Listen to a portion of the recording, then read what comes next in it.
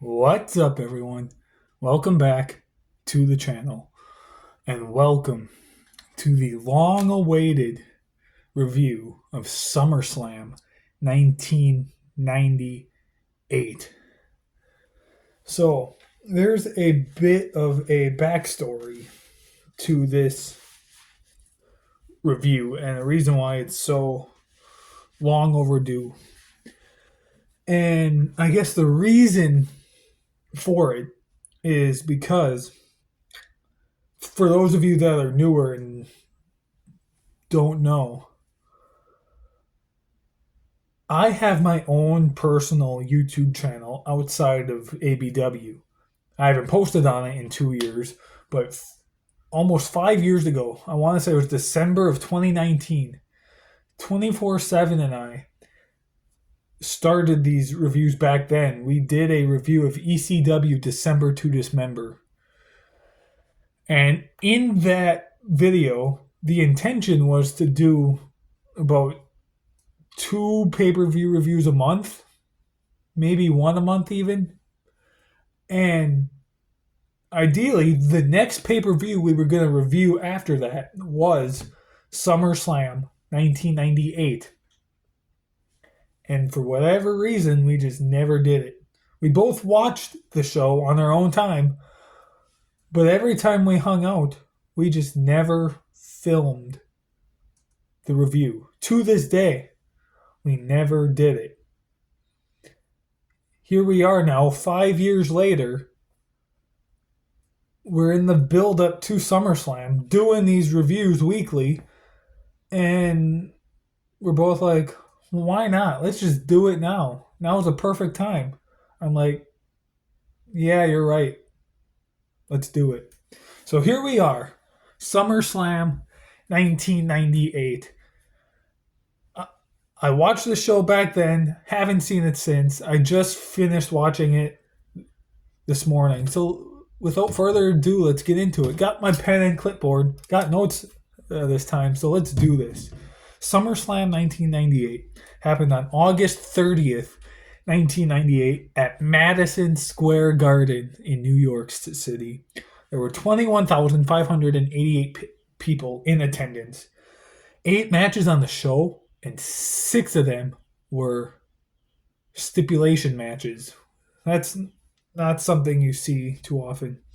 But we opened the show with the European Championship match between Val Venus and the champion D'Lo Brown. This match was decent. I liked it. I feel like both men in this match are underrated. D'Lo Brown is great. Val Venus, despite how he is now and the controversial things he talks about now and stuff, as a wrestler back in the late 90s, he was pretty cool. I've seen a handful of his matches from back then, and I enjoyed a good chunk of them. So, for some reason, they showed Edge standing in the crowd. So this wasn't that long after Edge debuted, and this was the kind of thing he did back then. This was before even Christian. He was just on his own, and that's the kind of thing he did back then. Every week or so, every show, he would just randomly be hiding somewhere in the crowd. But I didn't write too many notes for this match. D'Lo Brown botched the power bomb, but then he picked him up and hit a running one and did it again. But the finish. So D'Lo Brown had this protective vest on that they were talking about the entire match. And Val Venus takes it off of D'Lo. He puts it on himself. And he teases about hitting the money shot, his splash he does with the vest on. He's about to climb the top, and he pushes the referee out of the way, or hits the ref, and gets disqualified. And D'Lo Brown picks up the victory by a disqualification, keeps the European title. I gave the match 3 stars. It was fun. I liked what we got. Up next, the worst match on the show, and I didn't write any notes. I wrote one thing. It was a handicap match, 4-on-3. Kai and Tai versus the Oddities. I wrote, this is dumb. Because it is. I do not like the match. It's not the worst match I've ever seen, ever. I gave it 1 star. The Oddities won, but I just did not like this match. I don't. I don't mind Kai and Tai, but something about the Oddities, all those big men, Golga, and I forget who the other people are, but I did not like them. So, moving on, we have a hair versus hair match between X-Pac and Jeff Jarrett. This match, for some reason, Howard Finkel was with X-Pac. I believe on Sunday Night Heat before the show, Howard Finkel got his head shaved, and so I guess that's why he was out here with X-Pac. This match was decent as well.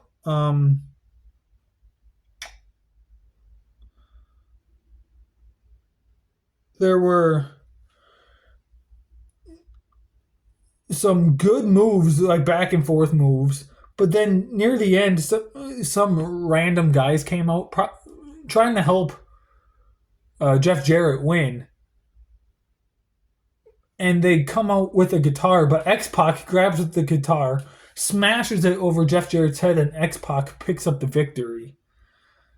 And so then the New Age Outlaws come out, because at the time DX was a thing. The New Age Outlaws come out. They open up a chair and they hold Jeff Jarrett to the chair while X-Pac is shaving Jeff Jarrett's head. The whole segment was fine. I gave it 2 stars. Again, another match where I didn't write very many notes. I like X-Pac, and I've always been a Jeff Jarrett fan, but for some reason I just didn't write very many notes for this match. Don't know why, but for some reason I just didn't. Up next, though, we have a mixed tag team match. It is Mark Miro and Jacqueline versus Sable and a mystery partner. It was a partner of her choosing. Turns out the mystery partner ended up being Edge. And this was, I want to say, Edge's second pay-per-view ever. I know it was very early on in his career. It wasn't long after he debuted. I want to say he maybe had a match with Owen Hart at one of them. And then after that was this one. I could be wrong. Correct me down below if I am wrong. But I'm pretty sure this was Edge's one of his very first pay-per-views. And this match was decent. I enjoyed it. Back then, because this was the Attitude Era, so they didn't have the stipulation where men had to fight the men and the women had to fight the women. Because there were times in this match where Sable would fight Mark Miro. And so I don't know how I feel about that, because on one hand, I think it's cool that women fight the men, but at the same time, I like how they do mixed tag matches now where the men fight the men and the women fight the women. Like, I'm cool either way, no matter which way they go about it. It's just kind of cool to see it like this, because you don't see it this way too often where the women can fight the men. I know this was the Attitude Era, late 90s. Things were a lot different back then. But anyway, yeah, decent match. Edge, okay, he did a suicide dive, and he did a lot of dives off the top. And this was something he did early on, like before his first neck surgery like before 2003. And then when he came back from his surgery, the version of Edge I grew up with, the rated R superstar, he stopped doing a lot of the dives and started doing a lot more crazy, stupid stuff, like spearing McFoley through a flaming table or getting 8 off a ladder through 2 tables. He stopped doing dives and started doing crazy, stupid stuff. You'd think it'd be the other way around. He would stop doing crazy, stupid stuff and do dives, because dives aren't as dangerous as the stupid stuff. But that's what Edge did. But at one point, Edge and Jacqueline were up on the ramp in the aisleway, and Edge is spanking Jacqueline. But then at one point, Sable teases doing a Sable bomb on Mark Miro. And I guess it happened on Raw previously. I don't know if it was the Raw before this or 2 Raws before. I don't know. But apparently it happened. But then the finish, Edge hit a downward spiral on Mark Miro. And then they did like a double team splash where Edge grabs Sable and like throws her onto Mark Miro for a splash. Sable pins Mark Miro. 1, 2, 3. Edge and Sable win the match. I gave it 3 stars. I liked it. It was pretty fun. I enjoyed that match more than I thought I would going in. Up next, we have the first ever and the only, to this day, the only Lion's Den match between Ken Shamrock and Owen Hart. So, the Lion's Den, the point of it is it's basically kind of like an MMA type thing. Kind of like how now, current day, they have the Fight Pit. They had that Fight Pit match between Matt Riddle and Seth Rollins. And then they had one on NXT that also involved Matt Riddle. And they have the Fight Pit now, and that's basically what this was back then. It's just now the Fight Pit surrounds the actual ring. Back then, the Lion's Den, it was a whole nother structure. I don't know if it was in a different part of the arena or if it was in a whole different building. I don't know, but it was a whole structure and it was circular. It basically kind of looked like the UFC octagon, kind of, but with more sides and more circular than an octagon. That's kind of what it looked like. I thought it looked awesome, but it was basically like a circular fight pit because there was a thing up on top that they didn't climb to, but then there were no ropes. So, but I thought it looked cool. And Ken Shamrock and Owen Hart, throughout the match, they were constantly throwing each other into the cage and a lot of cool stuff. At one point, Owen Hart put Ken Shamrock in a sharpshooter, and Ken Shamrock was climbing the cage wall just to get himself out of it. That was a cool spot. Dan Severn was Owen Hart's like trainer, bodyguard, manager type thing in this. The whole match was decent. Ken Shamrock puts Owen Hart in the ankle lock, and Owen Hart is looking out at Dan Severn, hoping Dan would stop the match. But Dan just walks away. He leaves, causing Owen Hart to tap out. Ken Shamrock picking up the win and the victory. I gave this match 3.5 stars. I liked it. It was fun. I kind of wish they would have done more of these Lions Den matches, because I think if they did a lot more of them, the concept, it could have gotten over and it would have been a lot more fun and entertaining. Sadly, this was the only one.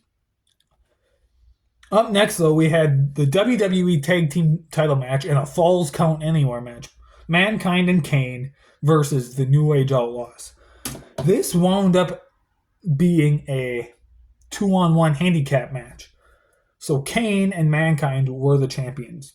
But Kane, being Undertaker's brother, Undertaker wrestled in the main event. And the whole point was, I guess Kane kept interfering over the last few weeks, getting involved in Stone Cold's matches. And so Undertaker had said that Kane is not in the building. He will not be there. Which means Mankind had to basically do this match on his own. And it was basically a 2-on-1 handicap match. And that's basically what this was. The New Age Outlaws came out with a dumpster filled with a bunch of weapons. A couple of cookie sheets were involved. Some good stuff. But the finish, the match was very short. It was just over 5 minutes. But the New Age Outlaws put two chairs together. They hit Mankind with a power bomb on the chairs. They pin him. Mick Foley kicks out. I mean Mankind. I apologize. He kicks out. But then, I think it's Road Dogg. He goes to grab one of the tag belts. They put it down in the ring. They hit Mankind with a spike pile driver on the belt. And that gives them the victory, the 3 count. New Age Outlaws are the new tag team champions. After the match, they throw Mankind into the dumpster that they brought out. And out of nowhere, Kane rises from the dumpster. He was in the dumpster the entire time. He picks up a sledgehammer and starts hitting Mankind with the sledgehammer.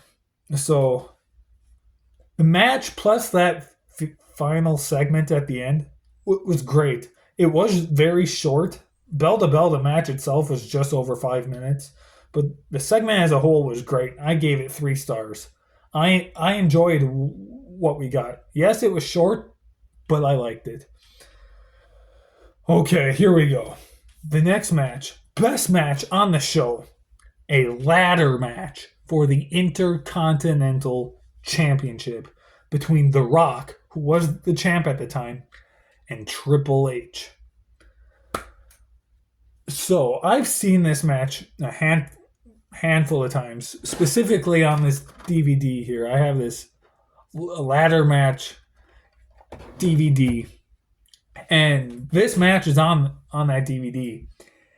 And so I've seen this match. This was maybe my 4th or 5th time watching it, and I never really thought of it this way, but I feel like this match, a ladder match, is on par with the Shawn Michaels and Razor Ramon a ladder match. I wouldn't say it's better, but I would say this one is just as good. This is a very, very, very good match, and I loved it. It's so good. So much stuff happened. Mark Henry was out there with The Rock. Chyna was out there with Triple H, and just a lot going on. Like, at one point, the ladder is outside the ring on the floor. Triple H, it seems like he's going to hit a pedigree on The Rock on the ladder, but The Rock picks him up and hits a backdrop, and Triple H lands back first on the ladder. That had to hurt. The first ever ladder bridge, I believe. Correct me if I'm wrong, but I believe it was the first one. The Rock set up the ladder between the stairs and the barricade and slammed Triple H knee first on it because he was damaging Triple H's knee throughout the whole match. And then Mark Henry at one point grabbed a second ladder, threw that in there. And then one time the ladder was opened up, but it was laying down in the ring, and Triple H hit a baseball slide on the ladder. The Rock was on the outside, and the ladder hit The Rock face first. Hit him right in the face, and it busted him open. So many great things in this match. I love it.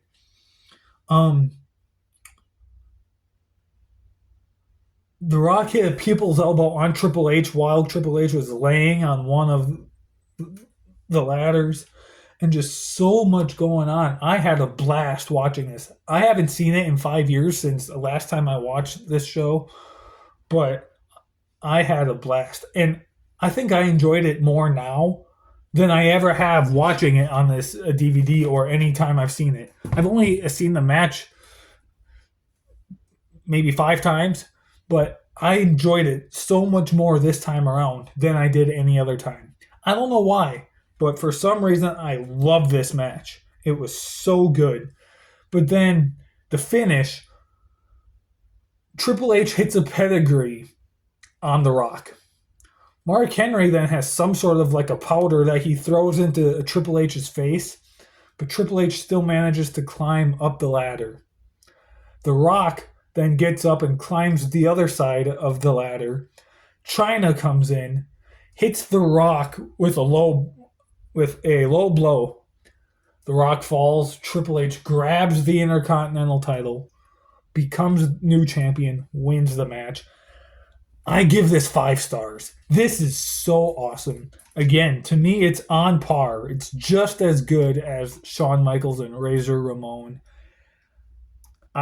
I wouldn't say this one is better. I would say this one is just as good. This is maybe slightly underrated, because when people talk about the greatest ladder matches of all time, it's Shawn and Razor, WrestleMania 17. This one needs to be on that list. This is freaking amazing, and I love this match. 5 stars. This is awesome. But now, moving on to the main event for the WWE title, Stone Cold Steve Austin, versus The Undertaker. This match, I forgot to give it a star rating. Let's go that. Okay. This match was fun. I enjoyed this match. Not as much as the ladder match, but I still enjoyed it. I thought it was fun. Stone Cold legit got knocked out very early on in this match. Undertaker went for an Irish whip. He bends over, but then when Stone Cold gets close, he stands up, whips his hair, but in the process hits Stone Cold in the chin or somewhere in the head and legit knocked out Stone Cold. I believe Stone Cold said that like on one of his Broken Skull Session podcasts, I think. And then Kane shows up, and Undertaker tells Kane, "No, go back. I can handle this on my own." Taker tells him to leave, and Kane turns around and just leaves. But then, and then a lot of cool spots in this match too. Like they start fighting in the crowd, which is weird. Why don't they get counted out? This is just a normal wrestling match. Why don't they get counted out fighting in the crowd? That was weird. But then at one point, Undertaker hits a diving leg drop. Stone Cold is laying on the commentary table. Undertaker, guy who's damn near 7 feet tall, right around the 300-pound range, climbs up to the top rope and hits a diving leg drop on Stone Cold Steve Austin. You don't see Undertaker do a lot of crazy high spot dives. I know later on in his career he would do a suicide dive, but like that's it. You didn't really see him do a lot of crazy dives. So it was cool to see that. But in the end, Stone Cold drops a stunner on The Undertaker. Stone Cold picks up the victory, keeps his title. I gave it 4 stars. I enjoyed this match. The show as a whole was awesome. I give it like an 8 out of 10. The ladder match is the best match on the show. I love this pay-per-view premium live event, whatever you want to call it. Maybe one of the best SummerSlams of all time. Like, it's great. Specifically that ladder match. I don't know why I love that ladder match so much more this time around than I did the last time I I watched it, or last few times I watched it. I don't know why I love it so much more now. It's so good. But anyway, guys, that is it. That was my review of SummerSlam 1998. We are sticking with the SummerSlam theme reviews from now until SummerSlam this year on August 3rd, I think it is. So these next few weeks will all be SummerSlams. So next week, 24/7 is back here with the reviews, and he will be reviewing SummerSlam 1994, which that one, I mean, you got the Bret Hart Owen Hart steel cage match, which might be the greatest steel cage match ever. But then the main event, you have The Undertaker versus The Undertaker.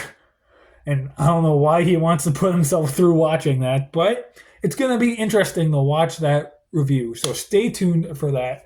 Thank you so much for watching. I love this show. Go watch it if you've never seen SummerSlam 98. Specifically the ladder match, because that is amazing. I love that. All right, so thanks for watching. Stay tuned for more. See you soon.